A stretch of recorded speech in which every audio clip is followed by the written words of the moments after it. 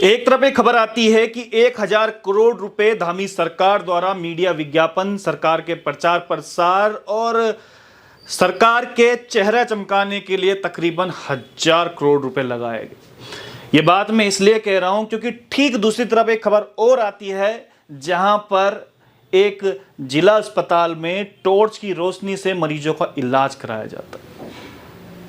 खुद सोचिएगा, 1,000 करोड़ रुपए जहां पर मीडिया मैनेजमेंट के लिए, ये कहने के लिए धामी सरकार कितना अच्छा काम कर रही है, और दूसरी तरफ हमारे अस्पताल से इस प्रकार की तस्वीरें सामने पे आती है लगभग सेम डे। ये खबर मैं आपको इसलिए बता रहा हूं क्योंकि ये कोई नई चीज नहीं है, और ये जो अस्पताल का मैंने जिक्र किया है ये खुद स्वास्थ्य मंत्री का गृह क्षेत्र है, स्वास्थ्य मंत्री के क्षेत्र है जहां से ये इस प्रकार की खबरें आती है। और ये कोई पहली दफा नहीं है। मैं कल का ही अखबार पढ़ रहा था, ये देखिएगा, कल के अखबार में लिखा हुआ है कि चौखटिया की जो एक खबर है, नहीं मिली एम्बुलेंस और बेटी की गोद में पिता की मौत। ऐसी खबरें जब हम सुनते हैं तो दिल बैठ सा जाता है। और ये चौखटिया जो अस्पताल है, यहाँ पर 12 दिन से आंदोलन चल रहा है इसी के लिए, क्योंकि वहां पर इससे पहले भी एक और मौत हो चुकी। हम उस प्रदेश में रह रहे हैं जहां पर ये हमारे लिए शायद एक आम बात हो चुकी है। आम बात हो चुकी है कि स्वास्थ्य व्यवस्थाओं में ये लापरवाही तो हो ही गई। यहाँ की जनताएं मान चुकी है, तो एक मैनेजमेंट का पार्ट है। पता नहीं हम लोग सवाल क्यों नहीं पूछते कि भाई 1,000 करोड़ रुपए जहाँ पर मीडिया मैनेजमेंट के लगाए जा रहे हैं, अगर ये स्वास्थ्य व्यवस्थाओं में, शिक्षा व्यवस्था में लगाए जाते तो इसमें बुरी बात क्या होती। एक तरफ आपने देखा होगा कि जब नकल विरोधी कानून आया, उसके बाद पेपर लीक हुआ, तमाम अभिभावक, तमाम छात्र सड़कों पर थे, और हमारी सरकार कह रही थी ये तो नकल जिहादी है, ये तो वो लोग हैं जो जिहाद फैलाने का काम कर। उसके बाद मजबूरन जब 7-8 दिन लगातार धरने पर बैठे रहे, पूरे प्रदेश भर में हर जिले में जब इसका विरोध हुआ, तब जाके धामी जी खुद धरने पर पहुंचते हैं और कहते हैं कि हम सीबीआई लेके आएंगे, सीबीआई की संस्तुति करते हैं, और उसके बाद जो पेपर था उसको कैंसिल भी किया जाता है, और उसके बाद उसको इवेंट बनाया जाता है। दरअसल इस प्रदेश में जो इवेंट कल्चर जो चला है ना, सबसे घातक वो है। इवेंट कल्चर को हमें समझने की भी जरूरत है। अब 6 महीने से तनख्वाह नहीं मिल रही है, 6 महीने बाद खुद प्रदेश के या तो मुखिया आएंगे या तो मुखिया किसी को वहां पर भेजेंगे और उनके साथ फोटो खिंचवाएंगे और उसको एक इवेंट की तरह प्रस्तुत करेंगे कि देखिए कि 6 महीने से तनख्वाह नहीं मिल रही थी और हमारी सरकार ने 6 महीने से तनख्वाह इनको दे दी।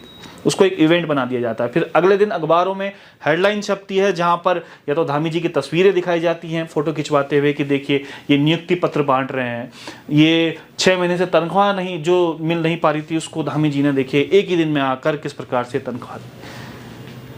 दरअसल जिस बात के लिए हमें शर्म करनी चाहिए थी, जिस बात के लिए सरकार को माफी मांगनी चाहिए थी, उस बात का इवेंट करके ढिंढोरा पीटा जा रहा है। ये इवेंट कल्चर हो। अभी हमारे पास कई फ़ोन आते हैं कि अभी तक जो है वो बोनस नहीं मिल पाया है दिवाली का। बोनस तो छोड़िए, तनख्वाह नहीं मिल पाई है दिवाली की। 3-3, 4-4 महीने तक तनख्वाह अभी तक लटकी हुई है।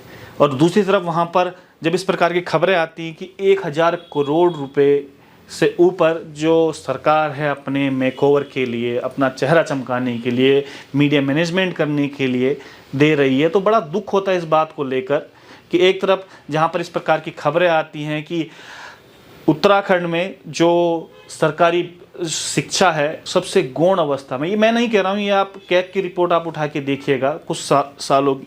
कैग की रिपोर्ट में हमेशा ये होता है कि स्वास्थ्य व्यवस्थाओं में उत्तराखंड सबसे पिछड़ा हुआ है, शिक्षा व्यवस्थाओं में उत्तराखंड सबसे पिछड़ा हुआ है।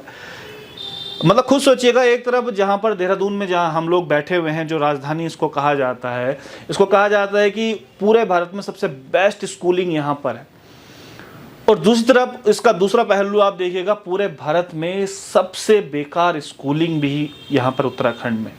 आप पहाड़ों में आप पर जाकर देखेंगे तमाम विद्यालय बंद हो गए। इसलिए बंद होगी क्योंकि वहाँ पर जो गुणवत्ता एक होनी चाहिए थी पढ़ाई की, वो नहीं मिल पा रही। कभी खबर आती है कि जो बच्चों को भोजन जो दिया जा रहा है उसमें, अभी आपने कुछ समय पहले भी खबर पड़ी होगी, उसमें सड़े हुए अंडे दिए जा रहे हैं। कभी आपने खबर सुनी होगी कि कुछ बच्चे जो हैं वो छत टपकने की वजह से, या आपने कुछ समय पहले खबर देखी होगी जहाँ पर कुछ बच्चियाँ जो बाथरूम है उनकी दीवार जो ढह गई थी वहाँ पर मर गए। ये हालत इस प्रदेश की। हम सवाल नहीं पूछ रहे हैं कि भाई जिस प्रदेश में हम रह रहे हैं वहाँ पर एक जियो शासनादेश खंडूरी जी के टाइम पे आया था जिसमें कहा गया था कि 75% लोगों को यहाँ पर रोजगार दिया जाएगा। जो यहाँ पर 75% लोग हैं स्थानीय लोग फैक्ट्रियों में, प्राइवेट सेक्टरों में काम करेंगे। तो आज मैं लाल कुआं में देख रहा था कि कुछ वहाँ पर लोग फैक्ट्री के बाहर वहाँ पर बैठे हुए। मैं खुद भानीवाला में जो लाल तप्पड़ पड़ता है वहाँ पर देख रहा था कि कुछ लोग वहाँ पर भी बाहर बैठे। आखिर ऐसा क्यों हो रहा, गलती कहां पर हो रही? ये तमाम सवाल आज उत्तराखंड की जनता को सरकार से पूछने चाहिए और आंखों में आंखें डाल के पूछने चाहिए, क्योंकि जो ये पैसा खर्च हो रहा है कई हजार करोड़ रुपए, ये आपके और हमारे ही टैक्स का पैसा। ये सवाल भी पूछना चाहिए कि जहां पर सरकार कहती है कि 10 करोड़ तक के काम स्थानीय ठेकेदारों को दिए जाएंगे, तो वो ठेकेदारों को काम मिल क्यों नहीं पा रहा? ऐसा क्यों हो रहा है कि 2-3 करोड़ के काम भी जो बाहर से उत्तर प्रदेश से आ रहा है या हरियाणा से आ रहा है उसको मिल जा रहा है? ऐसा क्यों हो रहा है कि जो एक सबसे छोटी पोस्ट होती है पोस्टमैन की, वो यहाँ के स्थानीय लोगों को ना मिलकर एक हरियाणा से आया हुआ जो लड़का है जो ढंग से लिखना भी नहीं जानता है उसको मिल जा रही है?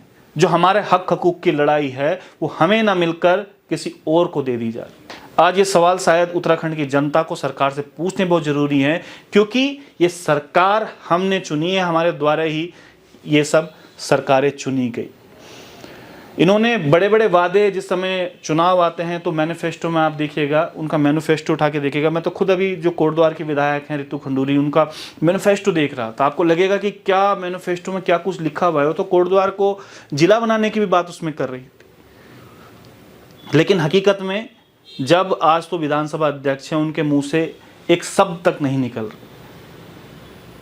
आप खुद सोचिएगा कि जो विधायक खुद 8वीं पास नहीं है, वो जिस समय पेपर लीक का मामला चल रहा था वो उन लोगों को जिहादी बता रहे थे। वो बोल रहे थे कि पेपर लीक हुआ ही नहीं। जिन्होंने जिंदगी में आज तक एक एग्जाम कभी नहीं दिया वो इस बात को कह रहे, क्योंकि उन्हें पता है कि यहाँ की जनता सवाल नहीं पूछती। उन्हें पता है कि यहाँ की जनता हमेशा मौन रहती।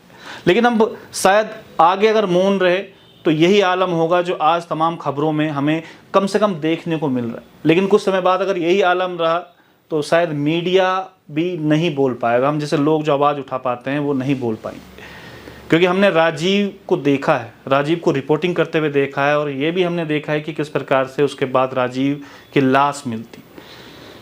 तो जब तक उत्तराखंड की जनता शायद जागरूक नहीं होगी तो शायद यही होता रहेगा। अब आपको ये तय करना है कि इस उत्तराखंड को किस दिशा में जाना है। बहुत बहुत धन्यवाद। नमस्कार।